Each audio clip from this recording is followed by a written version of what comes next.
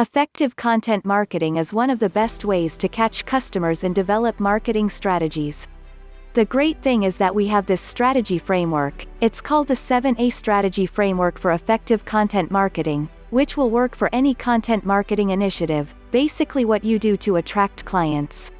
The first job for the content that you will create has to attract attention in the first place.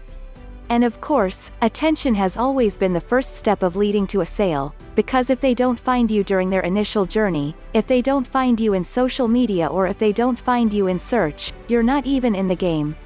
So, if they do find you by social and search, they'll find you where you are in the game.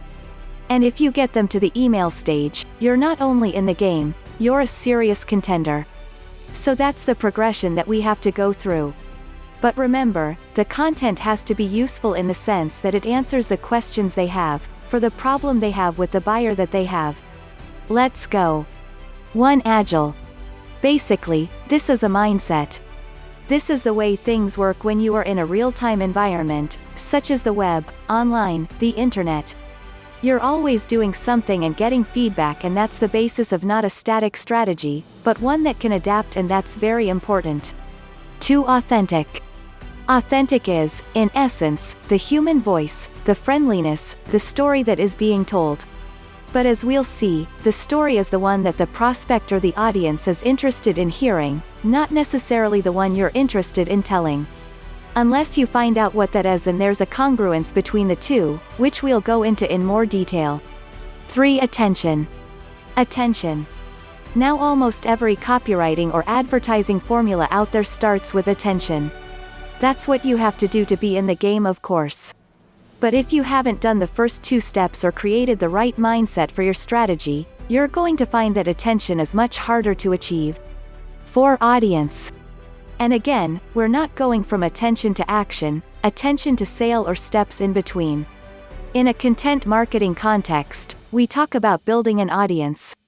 This is an audience of prospective customers and clients, yes, but we think in terms of media, in terms of an audience instead of just prospects, even though there has to be a congruence between those two things.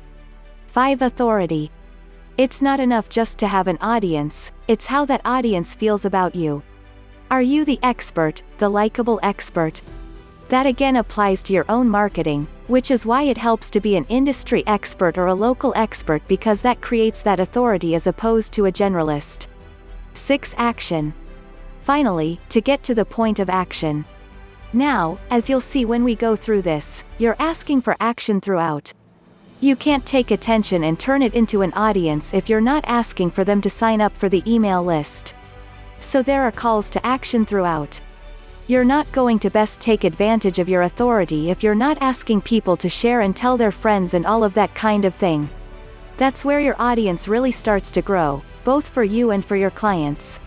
But at this point of action, we're really talking about the kind of action we talk about in copywriting and sales, moving further and further down that conversion funnel into the point that we have a sale. 7. Acceleration. And then acceleration is something that a lot of people don't think about in the normal sale context.